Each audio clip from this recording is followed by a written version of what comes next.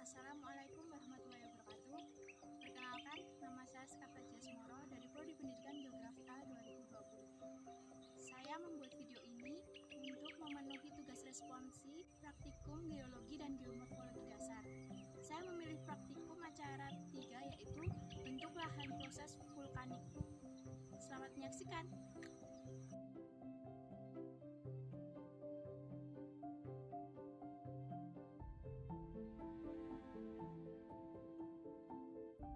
Bentuk lahan asal proses vulkanik. Bentuk lahan asal proses vulkanik adalah bentuk lahan yang pembentuknya dikontrol oleh proses vulkanisme. Vulkanisme sendiri adalah proses keluarnya magma dari dalam bumi menuju ke permukaan bumi.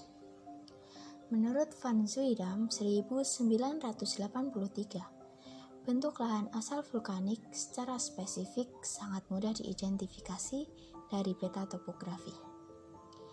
Lahan vulkanik dibentuk dari akumulasi lava fragmen-fragmen produk vulkanik yang sangat berbeda daripada bentukan asal lainnya.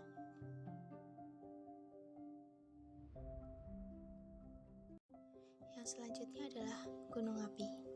Menurut McDonald 1972, gunung api adalah tempat atau bukaan di mana batuan kental pijar atau gas, umumnya keduanya, yang keluar dari dalam bumi ke permukaan bumi. Dan tumpukan bahan batuan di sekeliling lubang kemudian akan membentuk bukit atau gunung. Pada gunung api terdapat 4 bagian. Pada umumnya ada puncak, lereng, kaki, dan dataran sekitarnya.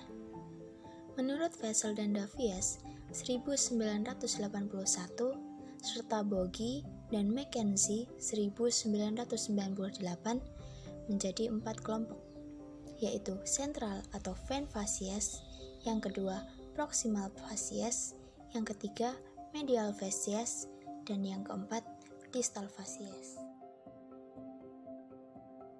Yang pertama ada facies sentral. Facies sentral merupakan bagian puncak gunung api atau pusat erupsi. Bagian ini tersusun dari batuan beku dangkal, kubah lava, batuan ubahan hidrotermal, batuan teralterasi, dan endapan jatuhan basaltik. Sebagai contoh, pada Gunung Merapi. Facies sentral pada Gunung Merapi terletak pada ketinggian 2.848 meter di atas permukaan laut dengan ciri bentuk V yang menunjukkan stadia muda tingkat erosi relatif dan jarang dimanfaatkan karena sulit dan berbahaya. Yang kedua, ada facies proksimal. Facies proksimal merupakan lereng bagian atas dengan lereng yang curam dan terjal.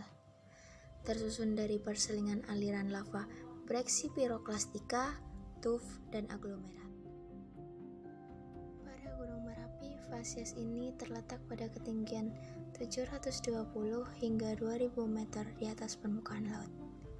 Lereng ini dimanfaatkan sebagai kayu hutan yang dapat meminimalisasi longsoran bahan rombakan material Merapi saat terjadi letusan. Yang ketiga, ada facies medial. Merupakan lereng bagian bawah. Facies medial ini tersusun dari Brexipyroclastica, Brexilahar, konglomerat, dan tuff. Pada Gunung Merapi, facies ini terletak pada ketinggian 250 hingga 750 meter di atas permukaan laut, merupakan wilayah persawahan dan pemukiman. Facies ini merupakan wilayah yang paling subur, karena hampir semua jenis tumbuh-tumbuhan dapat tumbuh subur di sini. Dan yang terakhir adalah facies distal.